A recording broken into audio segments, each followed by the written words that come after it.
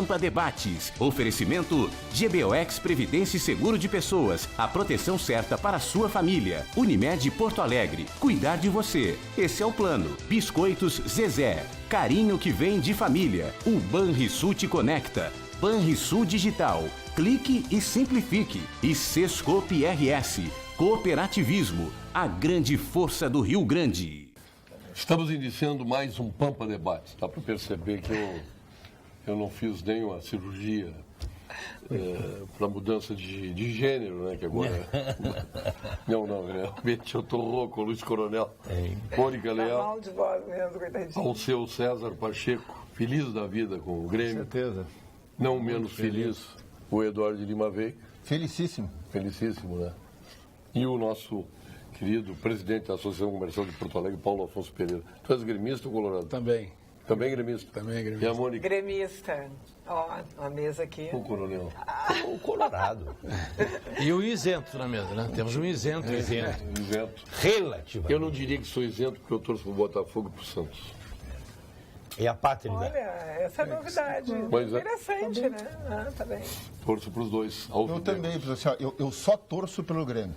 Só. Mas simpatizo com o Botafogo e com o Santos. É verdade. Nosso tempo, no mesmo tempo, não o teu. Por tradição familiar. Meu pai morou no Rio de Janeiro, Milico morou no Rio de Janeiro, torcia pelo Botafogo no Rio de Janeiro. E ali em General, ele tem apartamento em Copacabana. Tem. E General Severiano é ali do lado. E também tinha um time de botão, que era do Santos, quando era criança, então simpatizo pelo Santos também por conta disso. E eu também simpatizo por conta disso. Mas torço só pelo Grêmio. É interessante essa questão familiar, né? Isso vem muito de casa. Vai conforme, né? A maioria de casa. Mas o meu pai era colorado e a família inteira era gremista. Meus filhos são gremistas, meu marido é gremista e eu sou gremista.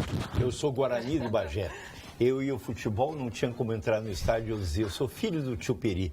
Como o tio Peri era muito querido pelo Guarani, mandava eu entrar. Sou filho do tio Peri, né? Bom, mas se nós vamos assim, eu sou saviana, uruguaiana. Ô, Paulo Sérgio, tu falaste Guarani de Bagé, eu sou Guarani de Cruz Alta, que aliás eu queria mandar um abraço para os amigos de Cruz Alta, que a última vez que eu estive lá, me falaram que ouvem muito o teu programa. Pedro Westphalen ex-presidente. Assistem muito o teu programa e comentaram uma das vezes que eu vim aqui. Então, meu abraço aos nossos amigos, teus telespectadores. Mas, só para lembrar aquele episódio notável do Ferro Carril que perdeu por 14-1, parece. Goleiro e quando o técnico desceu em Uruguaiana, ele disse, mas o 9º gol estava impedido. Que beleza. Agora, obviamente, o presidente da Associação Comercial de Porto Alegre está voltado para Porto Alegre, focado no centro histórico de Porto Alegre, a Mônica, vereadora dessa cidade, e todos nós, moradores dessa cidade.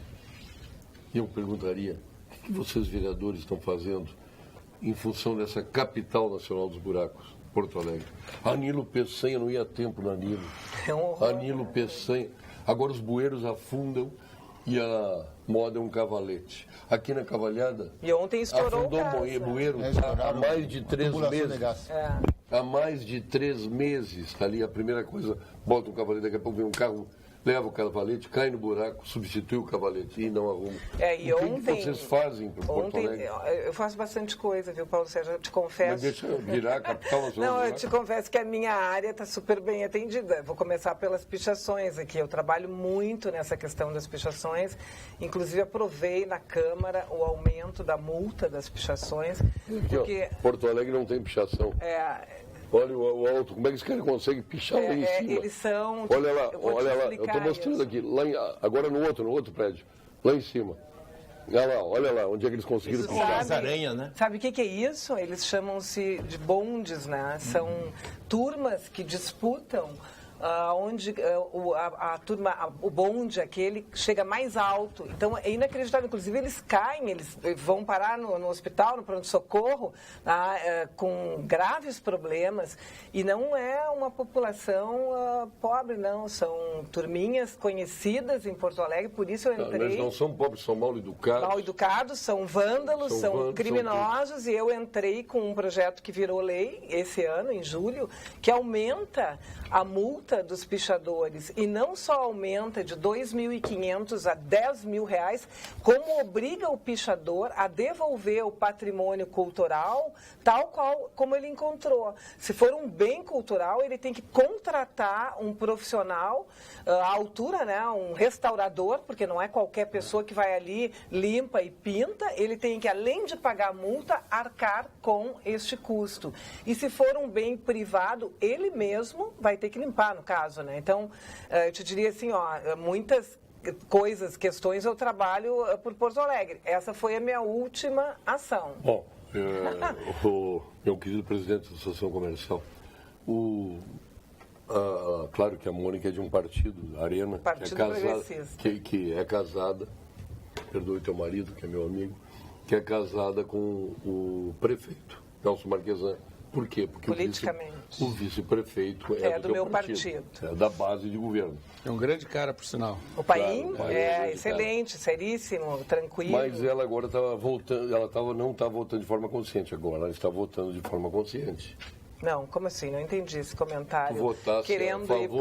Tu votasse a favor de uma moratória que o prefeito está dando aos fornecedores da prefeitura?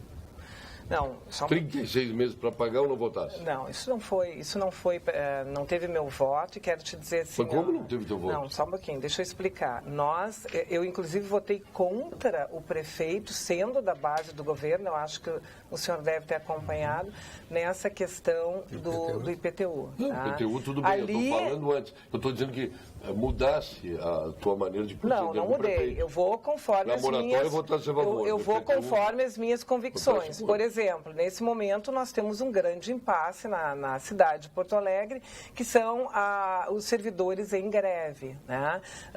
Pedindo, solicitando, enfim, uma série de questões. E até eu ia aproveitar para falar nisso, já vou entrar no assunto. O simples comando da greve, tá? Servidores, simplesmente pararam tudo na cidade, tá? Porque tem lá suas reivindicações, diziam que o prefeito não atendia e não é verdade. O prefeito... Quando eles entraram em greve? Eles devem estar, se não me falha a memória, eu acho que é 20 ou 22 dias. 22 dias. Então vamos considerar. Em janeiro, o que foi feito? Fevereiro, março, abril, mas eu não estou defendendo, julho, Paulo agosto, Sérgio. Setembro. O que tu está perguntando? O que o prefeito fez? Tu está querendo saber sobre nesses 9 meses que não tinha greve. Não, e um pouco mais. Tu está me cobrando ações do executivo, claro. Né? Em que pese eu sou do legislativo, né? Mas e a minha tudo bem, mas não significa que eu vá aqui responder pelo que ele não fez. Eu acho que realmente tem muita coisa a fazer, mas eu vou te dar como exemplo que ele fez? A Secretaria da Saúde, tá? A saúde é dirigida, tem no comando um médico super competente, Dr. Erno, que fez uma grande mudança na saúde de Porto Alegre. Ele abriu postos de saúde de 24 horas, ele está zerando a lista... Doutor Argolo diz ao contrário, não tem segurança, os médicos não trabalham. Essa é a tese do doutor Argolo, tá? Inclusive, nem tudo ali que o doutor Argolo fala confere, porque esses tempos ele botou uma nota mentirosa no jornal, acusando os vereadores de terem votado de uma maneira quando tinham votado de outra, tá? Não, eu só quero te dizer assim, ó, que tem muitas coisas boas, como a saúde, outras eu acho que deixa a desejar, mas aí vou te dizer minha opinião. Eu penso que o prefeito deveria já colocar no comando das secretarias que estão em aberto imediatamente, secretarias que deixou o Ricardo Gomes, já faz mais de um mês, a secretaria que hoje responde o vice-prefeito, que é o Paim, um vice não pode responder pela Secretaria de Articulação Política, desde o início eu fui contra, e também a Secretaria da Comunicação, que está sem ninguém. Tá? Eu acho que desta forma atrapalha muito a cidade. E servidores em greve piora mais ainda. Sobre os buracos, concordo contigo. Acho horrível o jeito que está. Não é porque eu sou vereadora do governo que eu vou botar a mão em cima. Paulo Sérgio, não é só os buracos. O Porto Alegre hoje está muito feio. Porto Alegre já há tempos que vem com problemas aí de buracos, com problemas de moradores de rua, com problemas de trânsito mal morador de rua em Porto Alegre? É o que mais existe. Tenta passar ali pela Borges Medeiros. Menino Deus. Viaduto. Menino Deus. Praças. E nós, contribuintes, que pagamos um IPTU já alto, queriam aumentar o IPTU. Olha, Porto Alegre está atirada. literalmente, estamos preocupados lá com o Temer lá em cima, com o Trump, e a nossa cidade aqui, o nosso querida Porto Alegre está atirada. Nunca esteve tão mal, não vou dizer administrada, eu acho que não está sendo administrada Porto Alegre. Ela está indo assim, ó, você vê, ali eu moro na Ganso, cheio de buracos a avenida ali, tu paga um imposto altíssimo e o serviço zero para nós. Você sabe que eu tenho um amigo que mora no exterior, é daqui de Porto Alegre, mora no exterior faz uns 30 anos e vem periodicamente aqui. E eu fui esses tempos sair com ele e ele me disse o seguinte: tu te dá conta, Eduardo, como Porto Alegre está feia, vem enfeiando. E eu parei e digo assim... A entrada de Porto Alegre. Ele disse assim, como assim? Ele disse assim, Porto Alegre está suja. Aí eu comecei assim, tu diz a rua? Ele diz assim, não toda. Olha a fachada dos prédios. Verdade. A fachada dos prédios. Os prédios, assim, ó, a cidade está suja. A rua é suja, ela não é varrida, ela não é lavada. Aquilo que a gente vê no exterior, aquelas coisinhas que passa, que lava, ele diz assim, ó, as ruas não são lavadas, as ruas não são limpas, não são varridas, as fachadas dos prédios não são lavadas, os prédios são sujos e a quantidade de fios que tem na rua, a quantidade de fios, ele me disse assim, ó, eu não acredito que esses fios possam ter função ainda. Eu parei para pensar e eu comecei a reparar, olha a Protásio Alves, a Oswaldo Aranha, a Independência, a quantidade de fios que tem. O centro de Porto Alegre. É uma coisa impressionante. Aquilo é de fazer inveja a qualquer cidade daquelas piores da Ásia, que a gente vê aqueles emaranhados. Assim, que vai pra... É um horror impressionante a quantidade. Eu custo a crer que aqueles fios possam ter função ainda. Eu tenho para mim que aqueles fios foram sendo postos ao longo do tempo e ninguém tira. E vai ficando. Porque não pode ser, aquilo não pode ter função. E cada vez mais fio. E cada vez mais fio. E cada vez mais fio. As avaliações palpáveis de uma cidade, viu? É muito que existem algumas avaliações palpáveis. A cidade que está bem está com os prédios pintados, os táxis estão com passageiro e os restaurantes estão cheios. São três avaliações simples. Os restaurantes não estão cheios pela violência. Eu estive agora em Uruguaiana e achei a cidade próspera. Eles estão usufruindo do comércio com a Argentina, com o Uruguai. Eu olhei e comparei com a minha cidade, Bagé. Está muito melhor Uruguaiana que Bagé. Agora, vocês falaram assim e eu recuei. Eu estou lendo um estudo muito, muito inquietante, que é a falência do estado do bem-estar. A sociedade do bem-estar se propôs a ser uma protetora dos indivíduos, a ajudá-los a realizar a felicidade e foi assumindo incumbências que ela não tem mais como realizar. A sociedade do bem-estar vai ter que ser substituída por uma sociedade que venha utilizar todas as novas tecnologias para se adaptar e criar um novo mundo, com os seus métodos, com as suas operações, com as suas contratações, com os seus concursos. Essa sociedade já não é mais capaz de administrar a demanda social. Paulo Afonso Pereira, olha aqui. E o centro que está entregue aos camelôs? E afinal, o que os vereadores estão fazendo, além de dar nome de rua e criar o Dia do Vaneirão, o Paulo de Porto Alegre?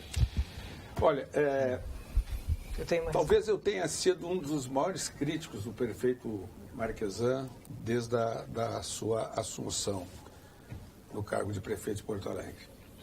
E tenho acompanhado o que é possível, o que tem sido feito. Algumas coisas foram feitas, a Mauá toda foi recapada, vi que na Cristóvão Colombo também.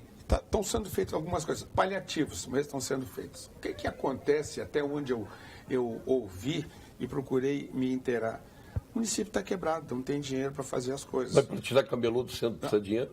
Não sei, deixa eu explicar. Estou falando uma coisa que não precisa de dinheiro. Acabar com os pichadores precisa de dinheiro? Não, tu precisa ter gente para fazer isso. E a Guarda Municipal, que foi envolvida no início, o coronel teve aqui 2 vezes, não, porque agora desapareceu a Guarda Municipal. Deixa eu te dizer o seguinte, não tem mais Guarda Municipal. Eu fui atrás da questão dos camelôs, que é um dos pontos, né, de defesa, uma das nossas bandeiras.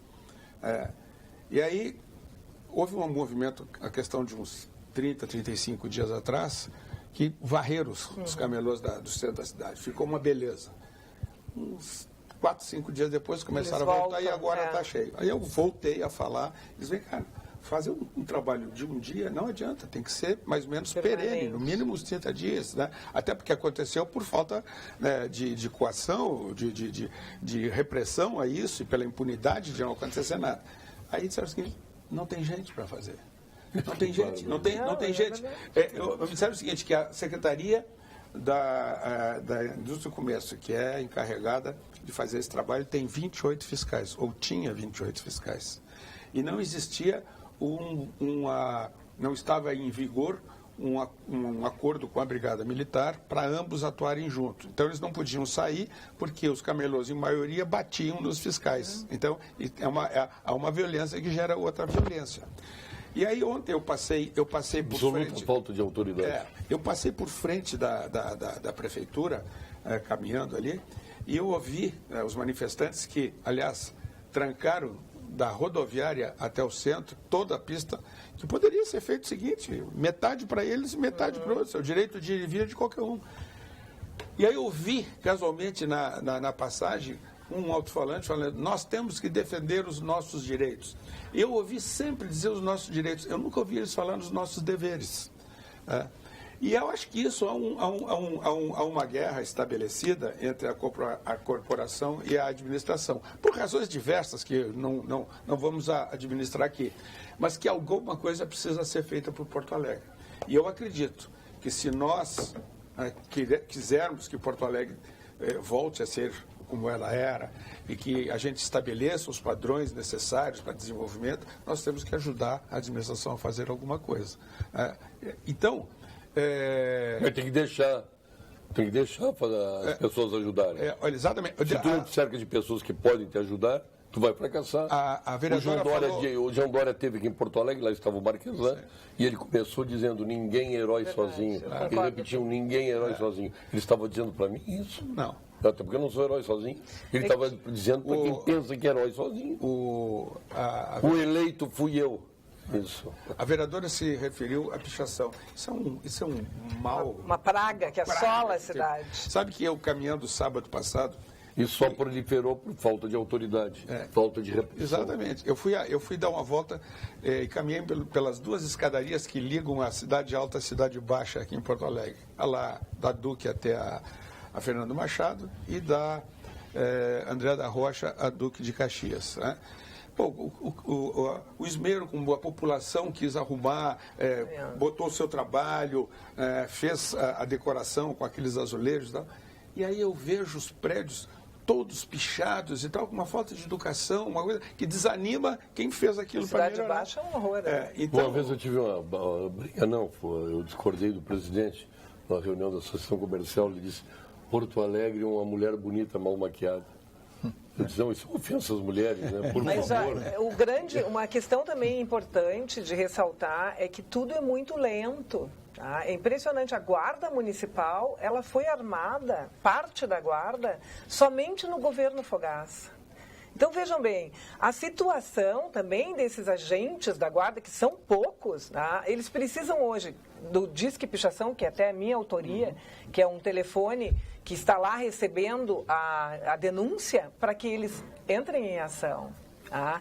Então, é muito complicado todo o processo. Aí nós estamos carentes. Atende esse telefone? Não. Posso fazer um teste? Eu não posso fazer lá na Guarda Municipal. Posso fazer um teste aqui? Deve, eu gostaria muito.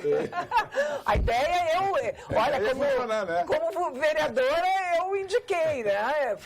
Eles posso fazer um teste aqui. Então, todo o trabalho, ele é feito só no Legislativo. Qual é o número? É 153. 153?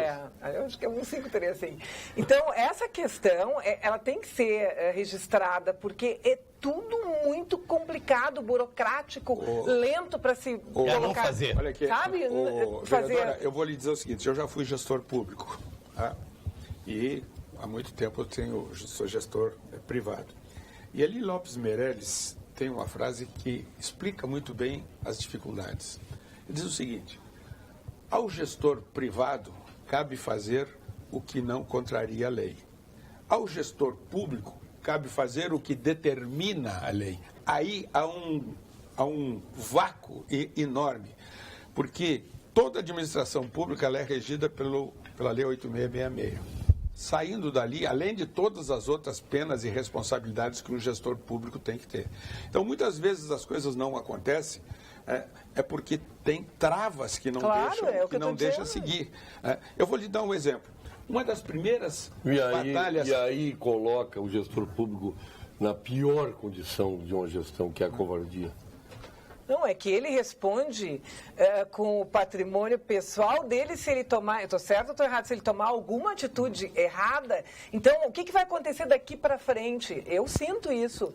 As pessoas não querem mais. O gestor público que... Não querem mais concorrer a prefeito. O gestor público que andar nos trilhos, que não arredar um passo do que determina a lei com absoluta correção e deixar a prefeitura endividada, com sérios problemas, não fez absolutamente nada, levou a sua gestão para não fugir desse balizamento. Este gestor vai ser elogiadíssimo no Tribunal de Contas. Aquele gestor, por exemplo, Sanchoteni, que viu os médicos entrarem em greve lá em Uruguaiana e foi contratar médicos argentinos para não deixar a população desassistida, aconteceu com o Batatinha também, lá em Santa Vitória do Palmar, ele está até hoje respondendo o processo. Então é preferível deixar a população desassistida. É triste, é muito triste essa É preferível deixar a população desassistida e não ter uma solução para resolver o problema. Eu acho que aí entra. Podemos tentar achar uma solução que não seja ilegal, né? Qual é a solução, por exemplo? Contrata outros médicos. Mas aonde? Bom, não sei. Aonde? Mas não sei, mas é que assim, ó... Ele contratou outros médicos. Eu não conheço o caso concreto, mas assim, ó, se ele contratou médicos argentinos que não podem clinicar no Brasil, ele cometeu uma ilegalidade. Sim, cometeu. Bom, então... Mas é exatamente o que eu estou dizendo. Então, se ele não tivesse cometido essa ilegalidade, deixou os médicos, estão em greve. Ponto. Fica em greve. Pronto. Deixou a população morrer, deixou a população doente, desassistida. Não, mas achou a solução. Procura declarar a ilegalidade da greve. Mas então, se ele não tivesse tomado atitude nenhuma, com a gestão altamente elogiável. Como ele tomou... O Paulo, vê como é complexa a coisa, muito complexa. Eu tenho na memória um momento muito gracioso que eu apresentei uma campanha da Caixa Estadual em que era o Lupicínio, a Calcanhoto e o filho do Lupicínio. E o diretor de marketing... Deixa eu só te dizer, é que esses médicos argentinos, formalmente, não são médicos no Brasil. Vamos começar por aí. Sim. Eles formalmente eles não são médicos no Brasil. Assim, nós não sabemos qual é a formação deles, nós não sabemos. Assim, nós estamos entrando num terreno assim, difícil aqui. Então vamos lá. Ele contrata, os sujeitos assumem o hospital e começam a clinicar. Todas as outras autoridades envolvidas, se não tomam a providência contra ele, todos são corresponsáveis. Eu estou dizendo. Aí vamos lá. Aí começa a morrer gente no hospital. Tá bom. Aí começa a morrer gente no hospital. E aí como é que é? Aí tu estarias aqui dizendo, e como é que deixaram o Sanchoteni contratar essa gente? Ninguém sabe de onde saiu, ninguém sabe onde... Não, eu estaria dizendo... É fácil. Aqui, ó. Isso é igual ao policial. É igual ao policial hoje. Se o pão tu está exatamente sendo engenheiro da obra pronta. Na obra pronta, tu está criticando a obra pronta. Eu já digo isso há muito tempo. Se o policial hoje enxerga um crime à sua frente e desvia por covardia ou por temor ou qualquer coisa, a esse sujeito não acontece absolutamente nada. Se ele age, fere um bandido ou mata, este policial automaticamente perde a arma para responder um inquérito ou uma sindicância. É preferível a omissão do que a ação. É preferível a covardia do que o cumprimento da sua missão. O assunto que eu falava... É preferível fazer certo. O assunto e às vezes o certo demora. Sempre a solução é a covardia ou a omissão. Não. Tem uma solução que é a correta. Qual é a solução correta? Ele se defronta com o bandido, mata o bandido. Bom, ótimo, mata bem o bandido, se tiver que matar, mata bem. Mata bem. Sim, mata bem no exercício do dever legal. Mata bem, cumprir o que o desembargador Bisol disse um dia, olha, eu sou policial, mostra a carteira, dá um tiro para cima, dá um tiro para baixo. O desembargador Bisol não revoga a lei. A lei diz quando é exercício regular de um direito, quando é estrito cumprimento do dever legal e quando é legítima defesa. A lei diz o que é isso. E o desembargador Bisol, quando era secretário de Segurança, não tinha o poder de revogar a lei. Tem alguém que vai interpretar a lei no caso concreto. Ponto. É isso. E isso será submetido a essa circunstância. O que eu só descobri que o Paulo estava colocando, e eu quis até ficar do lado do Paulo, e eu estava concluindo esse caso da campanha com esses personagens, o Lupicínio e tudo. E aí o diretor de marketing diz assim, Não vão fazer. Eu digo, por quê? Não fazendo a gente não se incomoda. Essa frase Essa tem isso, frase né? me marcou o resto da vida. Terminou nós fazendo, porque eu me lembro que eu falei com o diabo, Deus e o diabo na terra do sol, terminei fazendo a campanha. Mas eu digo assim, esta filosofia do não fazendo a gente não se incomoda é que faz com que a Prefeitura de Porto Alegre tenha mais funcionários que a Prefeitura de Paris. E aí então eu paro. Aí então eu paro para perguntar. E falta gente. Eu falo para perguntar. E em Porto Alegre falta gente, em Paris não falta. Tem mais funcionários, me mostraram para mim que tinha mais funcionários que a Prefeitura de Paris. Então eu digo assim, a montagem deve ter erros cruciais. A montagem, não estou culpando ninguém. A montagem deve ter erros cruciais. É que essa também tem uma questão muito importante, que é a forma, né, de pensar a convicção. Eu vou dar como exemplo aqui, o Eduardo viveu isso naquela época que eu fui secretária de Estado da Cultura. Eu recebi uma informação, uma denúncia de que havia uma fraude na Secretaria da Cultura do Rio Grande do Sul, um desvio de 5 milhões com a minha assinatura e a assinatura de outros 2 secretários. Eu tinha 2 atitudes a fazer. Eu poderia procurar a governadora Ieda na época, tá? Ou ia direto no MP do Rio Grande do Sul, Ministério Público do Rio Grande do Sul. Eu sabia que se eu, claro, aí vem porque eu venho de uma família de advogados, né? Eu sabia que se eu procurasse a governadora, tá? O conselho seria, porque é esta a maneira do não querer se incomodar. Vamos abrir uma sindicância para ver o que acontece. Só que isso não me bastava. Eu tenho um nome a zelar. Eu sabia que aquilo tinha uma falcatrua. Eu fui no Ministério Público, procurei o Renner, né? Na época, né? O Eduardo estava com ele também. Mauro Renner. E o que aconteceu? Ali começou o processo, né? Nós pedimos também um perito para verificar as assinaturas, e que ficou comprovado que havia sim um desvio de 5 milhões, tinham falsificado as minhas assinaturas. Tá? 8 pessoas indiciadas, 3 pessoas presas. Se tu não tivesse coragem de assinar, alguém assinou por ti. Sabe o que era mais importante? É isso que o telespectador tem que entender. Mais importante para mim, naquele momento, que o meu cargo de secretária, tá, era o meu nome, era a minha história, era a verdade, era o rigor com o dinheiro público. E isso tem que ser mais forte. Tu não tem medo. Mas há também um emaranhado de leis que impede, entende, que as coisas fluam com mais rapidez. Mas claro que é. Acredito. Aí se criam leis como essa lei das licitações do Ponte, do nosso amigo Luiz Roberto Andrade Ponte, que facilitou, inclusive, a corrupção e esta convivência absolutamente nefasta da iniciativa privada das construtoras com o poder público. Isso aí é absolutamente claro.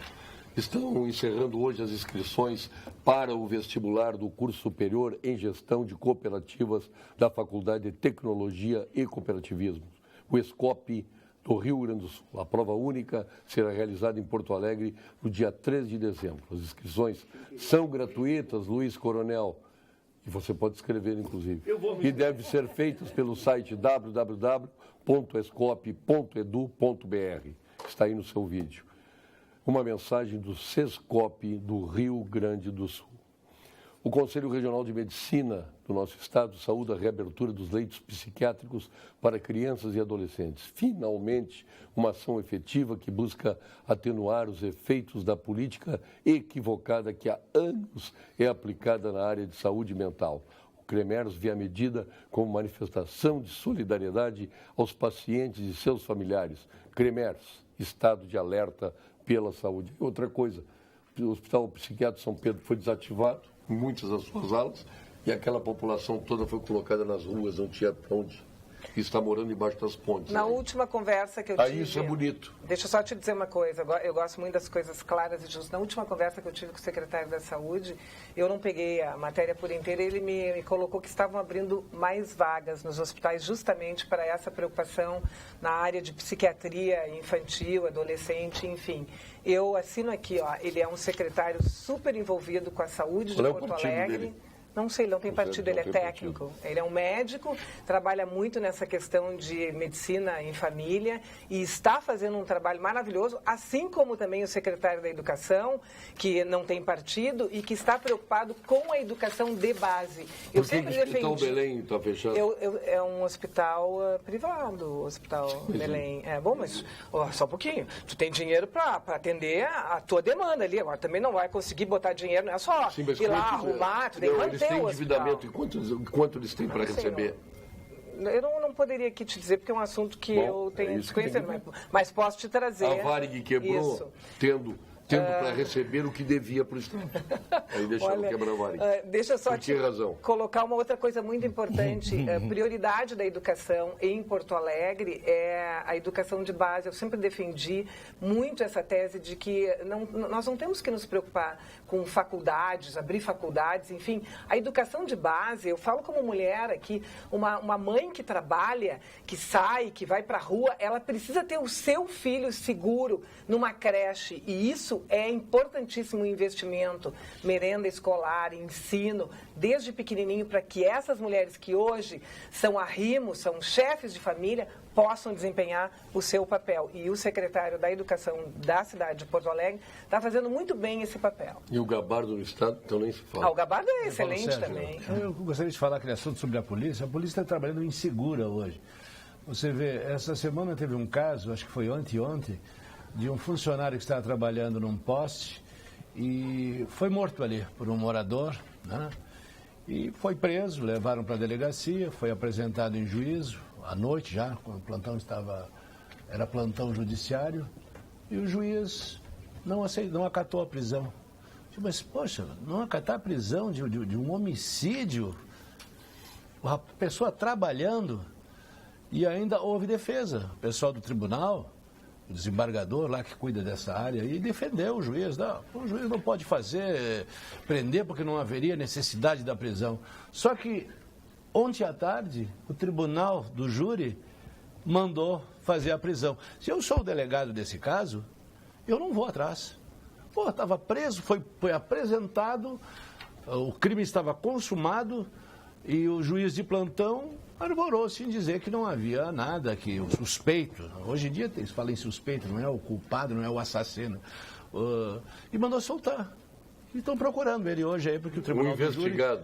É assim, né? Eu vou te dizer, então, o policial, quando prende alguém, ele entrega às vezes na delegacia, ele fica preenchendo os papéis, vai ser ouvido, e o criminoso sai antes do que o policial. É comum isso aí. É verdade. Os próprios brigadianos, eles já não querem, mas às vezes chegam e perguntam, mas quer levar para a delegacia? Já tem isso aí, porque não há uma segurança jurídica, o Código Penal não é... É arcaico, tem mais de 70 já passou. A impunidade está... Rola solta nesse país. Solta nesse país. Por isso que tem isso tudo aí, doutor. O senhor trabalha na área, o senhor sabe. Aí a desculpa que vem é que a legislação não é boa. Então vamos mudar essa legislação. Quem muda a legislação? Deputados federais e senadores. Por que não fazem? Por que não mudam? Teria que haver um trabalho entre o executivo, o judiciário, o legislativo, para mudar. A segurança do Brasil não vai melhorar. O México fez, eu até trouxe uma vez o Goulart, era secretário da Segurança, eu trouxe o jornal lá. O jornal de maior circulação do México é o Universal. Eu trouxe para ele aqui um pacto pela segurança. Todas as entidades privadas, as principais do México, e todas as instituições públicas reunidas numa grande assembleia e assinaram um pacto pró-segurança, porque o México estava terrível e todos os índices melhoraram no México. E aqui no Brasil, e aqui no Rio Grande do Sul, o pacto é feito para mudar as leis, para proteger aqueles que são objetos de investigação na corrupção, que um dia poderão ser presos. Aí começam a adequar tudo para no momento que eles forem presos, eles serem beneficiados por uma lei que eles criaram. É um absurdo. É a ciranda dos inocentes. Tu vê a questão da CPI anticorrupção. O que aconteceu com ela? O que aconteceu com a promoção do Ministério Público de 10 itens, 10, né? Importantíssimos para que nós debelássemos a corrupção no país? O que aconteceu com aquilo? Mas assim, vamos dividir em duas etapas aqui. Uma é a corrupção, esse que a gente chama aí de criminalidade de colarinho branco. Isso é tudo serial killer. Que é uma. Essas pessoas da corrupção são verdadeiros criminosos coletivos. As pessoas estão morrendo nos hospitais, estão morrendo nas estradas, indiretamente são. É um grupo de serial killer que está lá em Brasília, em outros locais do país, ocupando posições importantes e levando dinheiro que era para trazer resultado dos impostos em serviço para a sociedade. Mas vamos dividir em dois. A criminalidade de colarinho branco, que é uma, e essa criminalidade violenta, que é essa que nos choca mais no dia a dia. Não, as duas são horrorosas, preocupantes, mas uma é essa de colarinho branco e essa outra... Que estimula a outra. Que estimula a outra. Muito bem. Tanto numa quanto no outro caso, mas esse o Pacheco trouxe aqui, nós não vamos conseguir andar para frente em nenhuma delas se nós não começarmos a construir presídio. Precisamos urgentemente de presídios. Nós precisamos ter muito presídio. Nós não temos mais onde colocar as pessoas. Os presos foram para as delegacias, das delegacias eles foram para os caminhões, para os ônibus, estão nas viaturas. Quer dizer, assim, ó, Mato Grosso, na gaiola, não tem mais. Não é Mato Grosso, então, Maranhão. o que eu quero que o telespectador entenda, assim, ó, a gente vai falar, não precisa construir presídios, tem que construir escola, precisamos de hospitais. Não, está tudo muito bem, mas para a criança chegar na escola e poder estudar, ela tem que chegar na escola com a mochila e com o tênis. Exatamente. E se não tiver o presídio, onde a gente possa manter o sujeito preso, a criança não vai chegar na escola em segurança com o tênis e com a mochila. Quer dizer, existe uma pequena criminalidade violenta por aí que nos dá essa insegurança, que não nos deixa transitar na rua, que prejudica os negócios, que prejudica essa vida cotidiana. Estou deixando essa criminalidade de colarinho branco, que é o que dificulta todo o resto macro, mas estou falando dessa microvida, da gente poder sair na padaria e na farmácia. Essas pequenas coisas, pegar o filho no colégio, essas pequenas coisas. Nós precisamos ter cadeia para botar esses criminosos. E nós se não tivesse, se esse colarinho branco não tivesse roubado, teria sobrado dinheiro para as cadeias. Se eles não tivessem roubado, sobraria. Está muito bem. Um cidadão chamado Rocha Lures, que foi libertado, pretensamente, com a tornozeleira, está muito bem, carregando malas e dinheiro. Está muito bem, deixa eu dizer uma coisa. Convenhamos. Deixa eu esclarecer para o telespectador. Nós precisamos construir cadeia para essa criminalidade violenta. Esta outra, nós precisamos tomar o dinheiro dela. Veja bem, assim, eu não estou querendo aqui fazer uma distinção. Ele também tem que ir para a cadeia, também que tudo. Mas essa outra, a primeira coisa que nós temos que fazer é tomar o dinheiro dele. Toma o dinheiro da dupla caipira ali, Wesley, como é? Wesley e Joesley. Toma o dinheiro deles e constrói a cadeia e depois bota eles lá.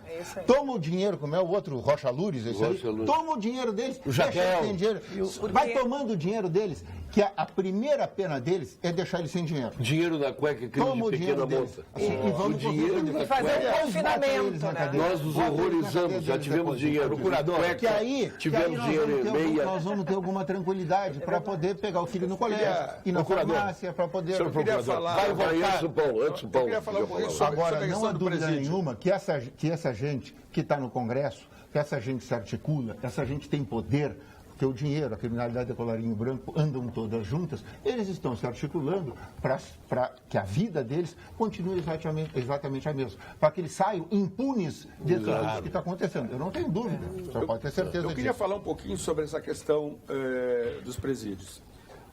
Nós acabamos de falar, no início do programa, da falta de recursos dos governos, que não tem, por vários motivos, por roubo, por corrupção, enfim. Mas vamos analisar, o que é um presídio? Presídio é um hotel onde o hóspede não pode sair lá de dentro. Concordam comigo? Não. O serviço de hotelaria dentro de um presídio é o mesmo serviço de hotelaria de um hotel comum, com a diferença que o hóspede pode sair. Por que não dar para a iniciativa privada a possibilidade de construir e administrar presídios que vai sair muito mais barato do que custa para o Estado a manutenção de um preso e a construção de um presídio, a contratação de agentes públicos, concursos e tal, que é essa bola que vai rolando e que vai cada vez mais enrolando as finanças do Estado. Olha o preço de cada preço. Aqui, ó. Sim, o preço de cada preço. É isso que eu estou dizendo. Contrata um serviço de hotelaria, alguém, uma construtora, constrói um presídio e pelas leis que podem ser criadas, já existe, uma administração. Está certo esse cálculo, R$5 mil o preso no Rio Grande do Sul? É alguma coisa por aí. Não, e outra coisa, o bandido que vai preso, a família recebe uma bonificação. Não, depende. Não é aquele que recolhe para o INSS, aquele preso que recolhia para o INSS em algumas circunstâncias e que está em condição de receber o benefício, recebe esse benefício. Então não é todos os presos Não recebem era isso. isso, tá calculando Mas deixa eu dizer uma coisa. Essa coisa do presídio privado, alguns deram certo, outros não deram certo. O que eu posso dizer para vocês? Assim, por quê? Porque esse manejo do carcereiro privado, ele é uma coisa delicada, né, do que acontece ali, e o Estado não está terceirizando esse assunto. Então, já deu certo em alguns locais, em alguns outros locais você perdeu um pouco o controle sobre isso, então é delicado. O que eu posso dizer para vocês assim, ó? A nossa situação no Brasil e no Rio Grande do Sul em especial é tão caótica que nós temos espaço para todas as experiências. Então, assim, ó, nós podemos construir de novo o presídio completamente público, podemos ir para a parceria público-privada, podemos experimentar um presídio completamente privado. Nós temos espaço para tudo. Façamos tudo e vamos vendo o que dá certo. Nós não temos que excluir nada. Nós não temos por que ficar nesse debate ideológico. Não pode ficar parado o Estado assistindo. tem que fazer. Não, uma iniciativa privada. Não, Exatamente. vamos fazer todos. Vamos fazer um de cada um. Vamos fazer isso. Vamos fazer tudo porque todos nos servem. No Mas tem aplicativo que começar a Unicred, fazer, né? Claro. no aplicativo Unicred Cartões, você tem toda a exclusividade que a sua empresa precisa. E isto está ao seu alcance. Controle dos gastos, segurança nas transações e praticidade para otimizar o seu tempo. Baixe já o aplicativo na loja do seu celular. Caso ainda não tenha seu cartão, que é empresarial, obviamente, procure a unidade de negócios mais próximas ou mais próxima e conserve a sua afinidade com a sua unidade bancária. Converse com os nossos gerentes. Unicred, mais valor para você. Difícil, né? A garganta. Isso que ele disse que ia falar pouquinho hoje. As equipes de é que tu me irrita. As equipes de fiscalização do Conselho Regional de Medicina Veterinária do Rio Grande do Sul rodaram quase 960 mil quilômetros em estradas como esta que temos aqui no Rio Grande. Isso nos últimos 5 anos, o que equivale a mais de 23 voltas na Terra. Tudo para garantir as melhores condições de atendimento e atuação nas áreas da medicina veterinária e zootecnia. Conselho Regional de Medicina Veterinária do Rio Grande do Sul, responsabilidade e cuidado com a vida. Ô Pacheco, para aí antes, tu sabe o que é sabor irresistível? Tu sabe o que é qualidade num alimento? Pois vai te surpreender os alimentos da nossa Castro. Linguiças e salsichões, viu, Luiz Coronel? Maravilhosos. Gostou? Muito boa mesmo.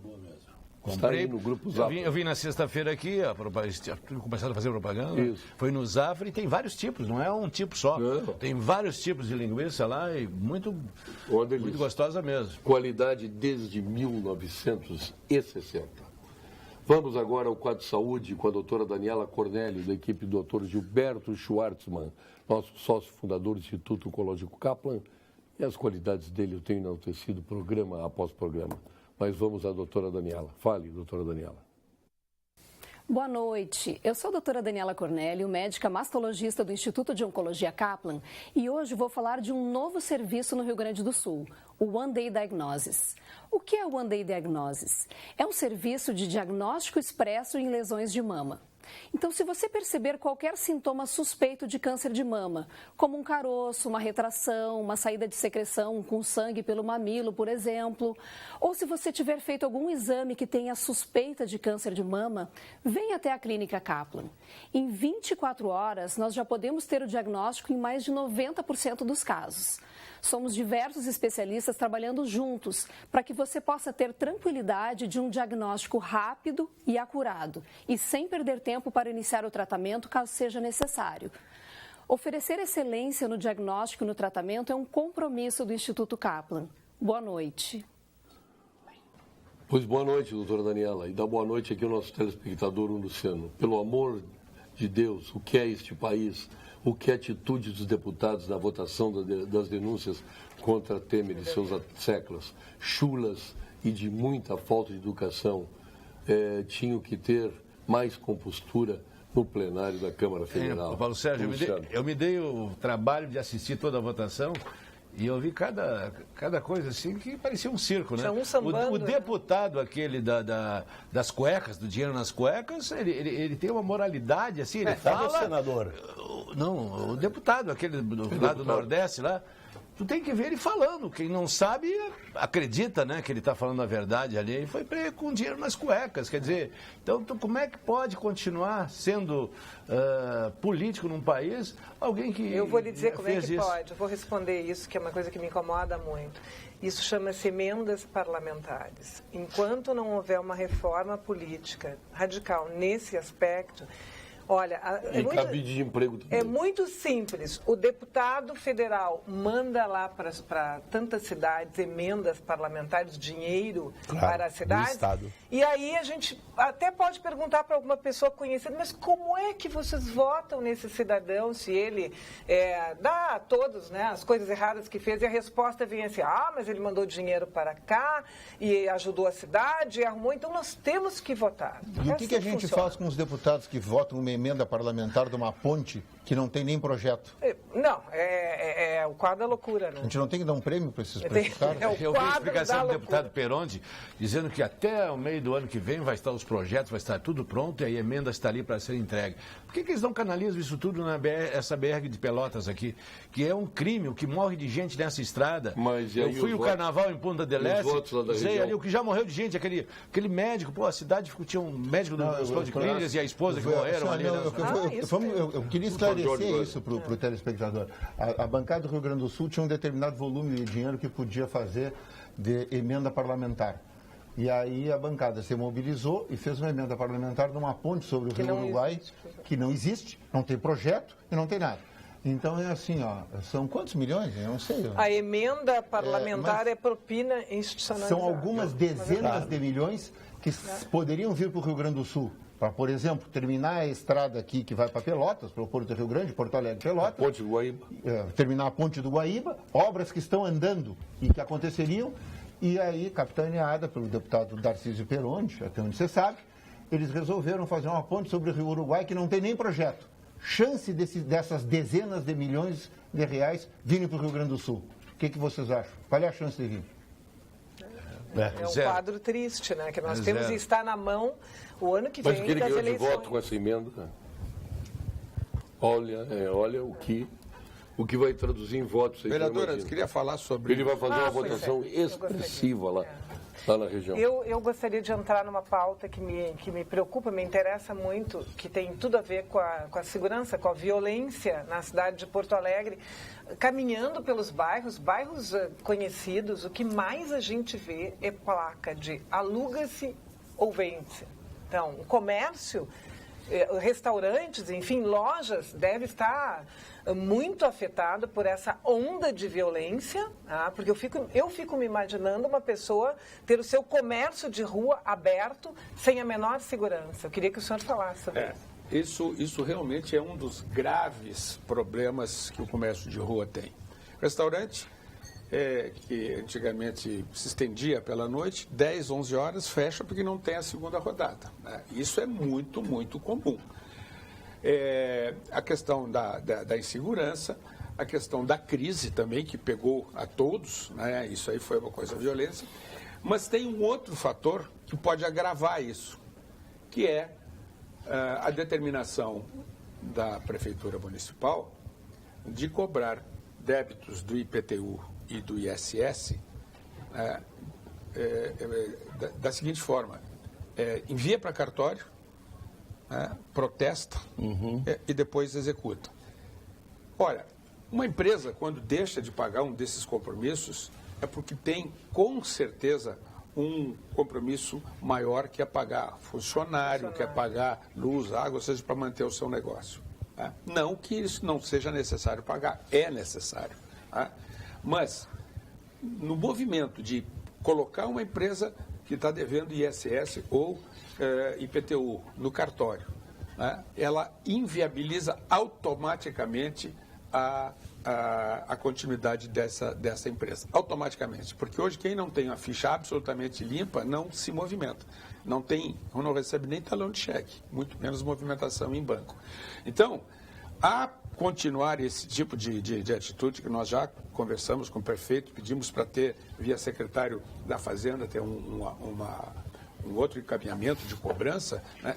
Tenha certeza que você vai encontrar mais placas de vende-se a luvas. Esse é o motivo. Tá? Porque não que não seja necessária a cobrança, não é isso que nós estamos falando. Mas no momento de crise... Mas a forma adotada, né, que violenta uma empresa a ponto de um dia para o outro ela se vê parada toda a sua atividade. E ela deixa de oferecer empregos, de movimentar a economia por essa forma. Em 30 dias, uma empresa que não tiver condições de movimentar econômica e financeiramente o seu negócio, quebra. Não tem outro. Não tem outro. Se mesmo que tenha um movimento, ele não consegue, com isso, descontar títulos em branco, ele não recebe talão de cheque, ele não consegue movimentar. É com muita tristeza que eu vejo isso. Esses dias eu fui no restaurante Chulas, que tem quantos anos? Fechou. Eu cheguei na frente do hospital militar, um restaurante conhecidíssimo, estava fechado, não entendi. Perdesse um belo bolinho de bacalhau. Vou fazer uma propaganda aqui, vai lá no Norton, no Shops Tudo. Mas deixa eu fazer uma pequena observação aqui do outro lado. Né? Junto com isso, eu compreendo perfeitamente a circunstância. Mas nós temos o mau hábito também no Brasil de que todos os negócios se financiam através do não pagamento dos impostos. Junto com isso, tem uma série de competidores, comerciantes do mesmo jeito, que estão pagando os impostos em dia. E tem um que resolve se financiar não recolhendo os impostos. É difícil também para o administrador, que tem o dever de cobrar o imposto, dizer, não, eu vou achar um jeito mais suave de te cobrar. E o sujeito que está pagando em dia o imposto? Como é que fica esse cara que o sujeito está pagando em dia? E aí vem os refis. Quer dizer, nós temos aqui refis praticamente todos os anos. Quer dizer, aí eu pergunto para o telespectador, para vocês, que estão assim, se queixando da truculência da prefeitura em cobrar, não seria mais honesto ser truculento com todo mundo, então? E vamos estabelecer uma regra melhor para todo mundo? Porque assim, ó, nós estamos dizendo assim, ó, é devido. A obrigação é pagar no prazo. Não pagou no prazo. Eu estou cobrando já fora do prazo. Espera um pouquinho. Meu procurador-geral, quem é que suporta essa carga tributária que está no Brasil? É possível que ela é mais de 50% de impostos diretos e indiretos? Quem é que suporta isso? Todos nós que estamos pagando essa carga tributária. Não suporta. Todos nós que estamos pagando essa carga tributária. O senhor não tem empregados. Quando o senhor tiver empregado, o senhor vai ver que ou paga o empregado ou paga o imposto. Ou demite o empregado. Eu tenho um empregado doméstico que paga essa carga tributária que me toca. O que custa demitir o empregado? Eu pago imposto toda vez que eu como arroz. Eu pago imposto. Todos nós pagamos essa carga tributária. Todos nós. Toda vez que eu vou num restaurante, eu pago a carga tributária do restaurante. O senhor acha que é justa essa Não acho. Não acho. E se o restaurante quebra, eu também sofro. Agora, quando eu entro no restaurante, no prato que eu peço, eu estou pagando a carga tributária do restaurante. Estou pagando a folha de pagamento do restaurante e toda a carga que está no restaurante. Não estou pagando. Estou pagando. Se eu não estiver pagando, ele quebra. Claro que estou pagando. Eu sou consumidor, eu pago a carga tributária como consumidor. Toda a carga tributária sou eu que pago como consumidor. Então, o que eu estou dizendo, o que eu quero ponderar é que existe a carga tributária que todos nós pagamos, os consumidores pagam a carga tributária, não é o comerciante. Porque se o comerciante não repassar toda a carga tributária para o consumidor, ele quebra. Aí ele quebra. Quem paga é o consumidor. O consumidor paga a carga tributária. Quando tem exatamente. Então, o que eu estou querendo dizer, é que financiar alguns via não pagamento no momento oportuno do imposto acaba criando uma distinção indevida. A refeição que poderia custar R$20 custa 50 em função da carga tributária, dos direitos trabalhistas e tudo mais. Não é possível tu ir lá comprar um carro e esse carro custar 60% a mais pela elevada da carga tributária. Olha o preço de um carro aqui no Brasil, olha o preço de um carro nos Estados Unidos. Mas tu acha certo uma empresa recolher os impostos na na data devida, corretamente, e a outra, 3 anos depois, não recolher nada e se beneficiar Mas do tem que refis? analisar o que faz Se recolher do faz a refis, outra. tu acha correto? Eu não acho Tu acha correto? Eu acho que isso tem que ser avaliado. Não. Isso tem que ser Não, eu avaliado. acho que é incorreto. Eu acho que é Tem que incorreto. mudar- tem que mudar a política Ou vamos fiscal todo do mundo Brasil. pro refis, ou ninguém vai Tem fazer que refis. mudar a Não é política possível. fiscal do Brasil, que é também acho. equivocada. Também acho. Totalmente Mas Não enquanto pode ser um muda- bom negócio não pagar, né? Exatamente. Não pode ser um bom negócio ninguém não não pagar. paga. Não é um bom negócio. Não é um Ninguém- bom negócio não pagar. Não pode ser. Só não paga porque não tem condições. Presidente, Absolutamente. exatamente isso. É. Tu acha que as pessoas não pagam por prazer? Não tem dúvida que não pagam Bom, por eu não acho que pode. deixou-se de colocar uma questão fundamental. A carga tributária é grandemente responsável pelo desemprego. Injusta. Pelo Nós desemprego. não recebemos nada. Tu não empregas mais porque tu tens uma Eu, carga. como consumidor, O empresário tem um sócio compulsório, que é o governo, que toma majoritário, que toma mais de 50% e não nos devolve nada. Não te dá o serviço que deveria dar, né? Não te dá absolutamente segurança, não te aí, dá Aí você educação, tem que ter, saúde. você tem que ter Então vamos paralelamente ao ponto segurança, saúde, Gimo FCDL. Vamos ao ponto final com o Gimo e a FCDL. Oferecimento Produtos Gimo. Qualidade comprovada. FCDL apresenta Que Comércio, o maior e mais completo programa de qualificação e gestão de empresas. Eu vim pro programa hoje para não falar, mas vocês começam a me irritar. Agora o doutor Eduardo, que começa agora. Essa briga é O ótima. culpado não é o governo, os empresários. Não pode discordar dele. Não dá pra Nunca discordar. falei isso. Agora, esse aqui tá igual ao Gilmar Mendes. Diz que as pessoas disseram Não, que tá igualzinho ao Gilmar Mendes. Tu tá igual ao Gilmar Mendes. Não, aí não tem. Só o Darcísio Peron que é igual aos Mendes. Seu ponto final, doutor César Pacheco. O ponto final é com muita tristeza que eu digo que Porto Alegre está muito atrasada. Hoje está sendo inaugurado o Memorial Prestes a um bandido, a uma pessoa que disse que lutaria contra o Brasil se a Rússia decretasse guerra contra o Brasil. Um homem que não agrega nada, esse espaço podia ter sido utilizado para qualquer outra coisa, menos para isso. Quando o mundo demoliu o Muro de Berlim, tirou estátuas de Lenin, estátuas de outros comunistas aí, nós estamos hoje, em pleno 2017, homenageando um comunista que não fez nada, que foi um grande E matador. não tem nada para botar dentro, Pacheco. Mas não devia ter, não devia Nada, mas sair. não tem nada pra botar Não dentro. devia sair. Então é uma tristeza isso aí. Eu posso dizer para vocês que estou muito desagradável com esse. E parabéns, ganhasse o título hoje. Campeão mundial FIFA. Parabéns, Pacheco. O time do Grêmio de 83 vai se reunir agora, hoje ou amanhã, para saber se reconhece a FIFA. Ainda não sabemos ainda. Luiz Coronel, Estamos seu em ponto dúvida final. se nós vamos reconhecer a FIFA.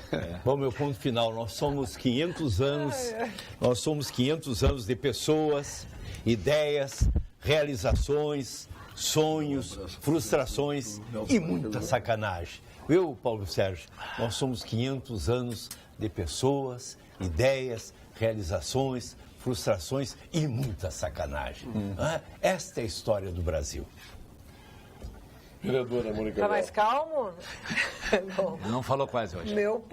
Ele chegou aqui dizendo que não ia falar nada. Bem, enfim, meu ponto final é dividido em duas partes. Eu quero dizer que eu concordo que a cidade está esburacada, tem que arrumar, sim, está horrível. A gente fica desviando dos buracos e cai num outro, então é Vou péssimo. começar a dar nome dos buracos. Botar Vereadores de Porto Alegre. balões. Vamos ver qual é o buraco. Isso é da secretaria, não é Buraco dos aqui. vereadores. Não tem nada a Buraco ver. Mônica Leal. Não tem nada a ver com os Não faça vereadores. justiça pra Mônica, Não, muito obrigada, Eduardo.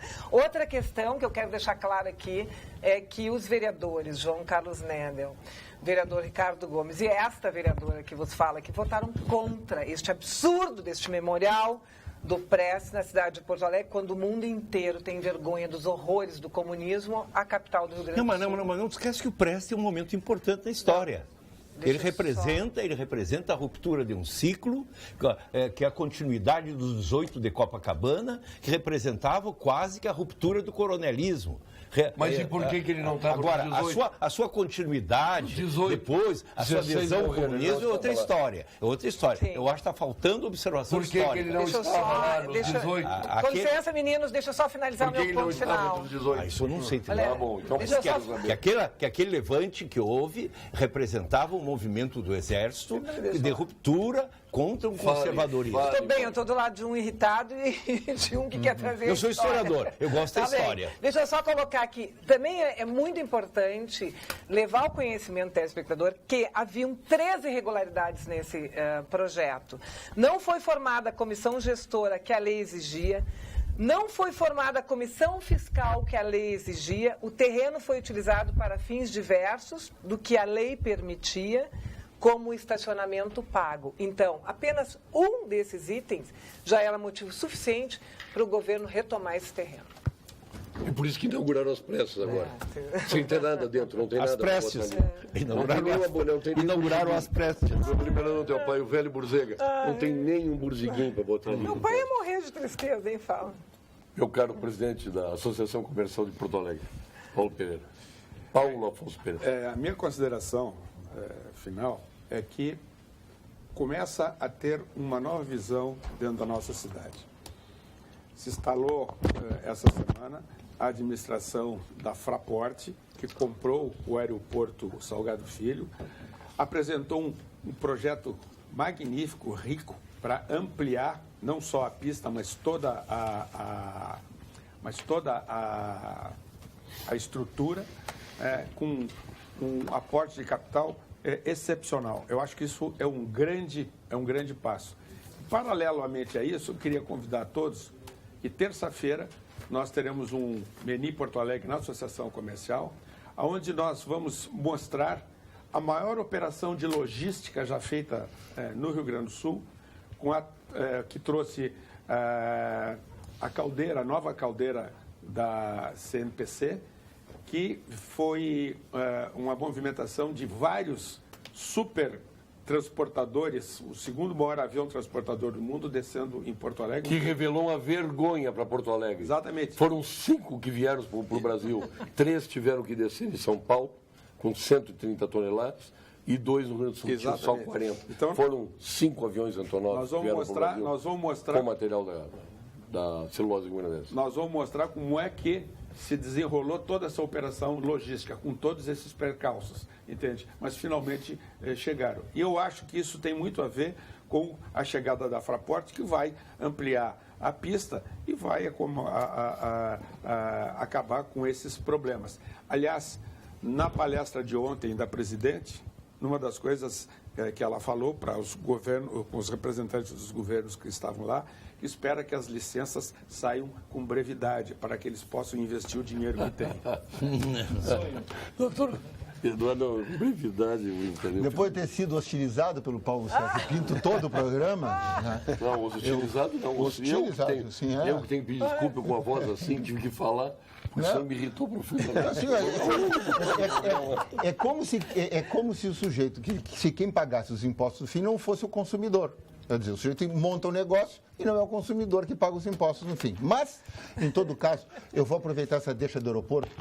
Como é o nome da concessionária aqui do aeroporto? Fraport. A Fraport diz que em 5 anos ela vai fazer todo o investimento necessário. São 25 anos a concessão e prorrogável por mais 5.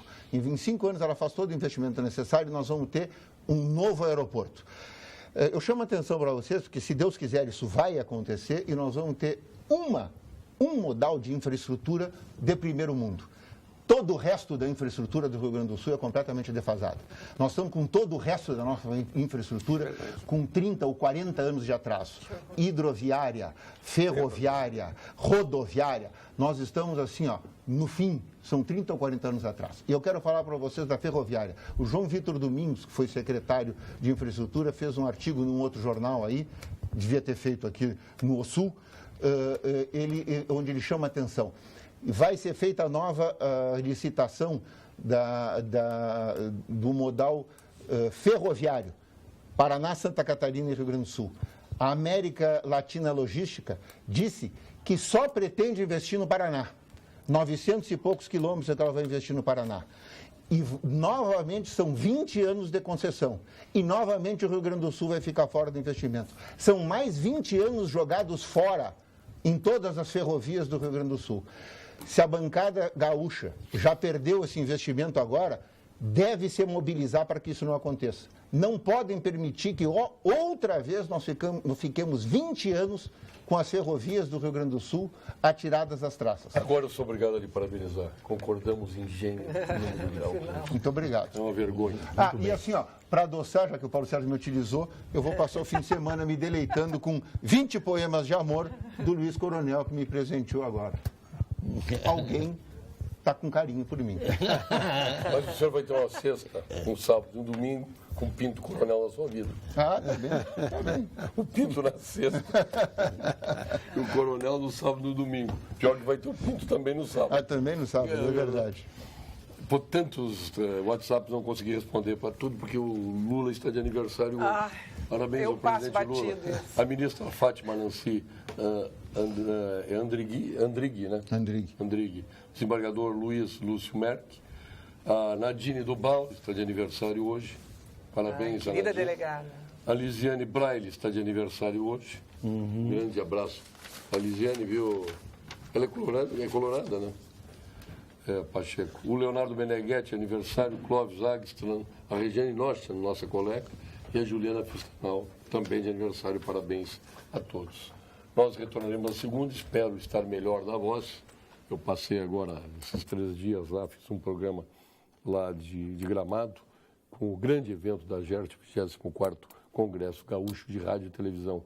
E um belo debate fizemos, olha aqui, olha a pretensão, eu, Alexandre Garcia e o Roberto Cabrini. Está explicado por que ele perdeu a voz. Pronto. É claro, tive que falar mais grosso que eles. Tá Teve que mostrar. Eu lembrei que o Alexandre Garcia de Caxias Falou também. gaúcho. Obrigado, bom fim de semana a todos. Vem aí o Jornal da Pampa com as principais notícias da sua região com os apresentadores locais. Até a segunda.